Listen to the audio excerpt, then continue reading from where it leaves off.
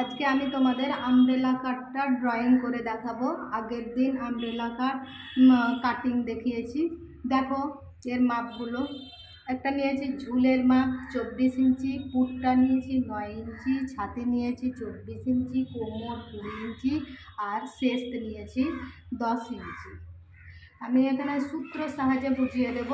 এটা তোমাদের ছোট বড় সবার করতে পারবে, কোনো অসুবিধা হবে না। প্রথমে আমি এটা হচ্ছে তোমার উপর পাট আর এটা হচ্ছে নিচের পাট। প্রথমে উপরের পাটটা আগে কেটে নেব। প্রথমে একটা কাপড় নেব, আমি 2 ভাঁজ 4 পাট করে কাপড়টাকে নিয়ে নেব। তারপর নিয়ে নেব শেস্তের ঝুল। শেস্তের ঝুল আমরা কোনটাকে বলছি?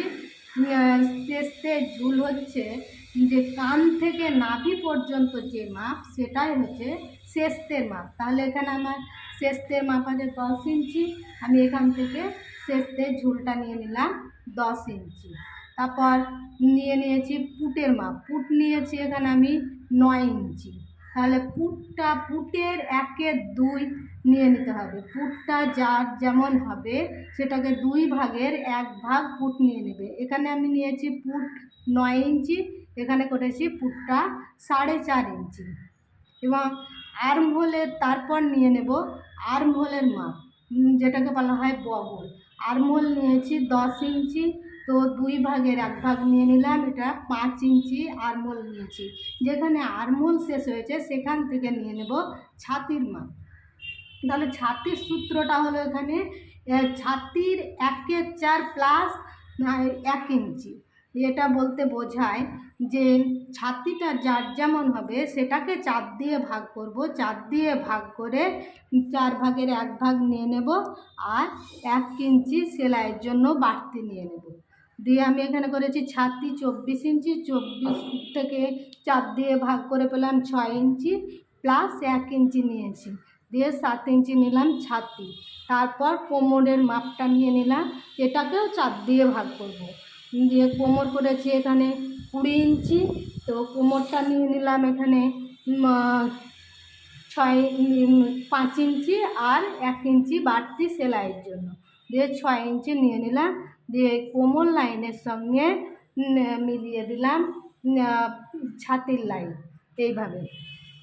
তারপর দেখো এখানে আমি রাউন্ড শেপ দিয়ে দিলাম, আর্মহোলে রাউন্ড শেপ দিয়ে দিলাম, আর এখানে 1/2 ইঞ্চি নিয়ে একটা পুট ডাউন দিলাম।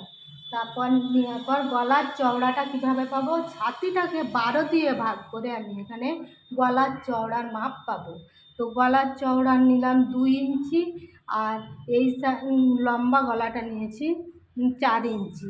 তারপর এখান থেকে এই দিক থেকেও নিয়ে নিলাম 2 ইঞ্চি, দিয়ে একটা রাউন্ড শেপ দিয়ে দিলাম। তারপর আমার উপর পাটটা কাটার পরে নিয়ে নিলাম আমি ঘেরের মাপটা কাটবো। ঘেরের মাপ ঝুল যা হবে সেটা ডবল নিতে হবে। তারপর কোনাকুনি ভাঁজ করব। কোনাকুনি ভাঁজ করার পর আমি নিয়ে নেব কোমরের মাপ।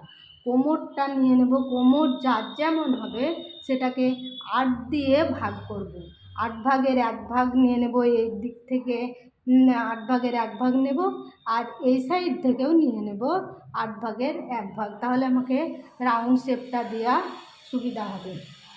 শেষতে ঝুলটা বাদ দিয়ে ঘেরের মাপটা ঝুল নেব, যা ঘেরের ঝুল হবে সেটাই নিয়ে নেব, আর এদিক থেকে মাপটা যা আসবে এই সাইড থেকেও মাপটা তাই নিয়ে রাউন্ড শেপটা দেওয়া আমার ভালো হবে।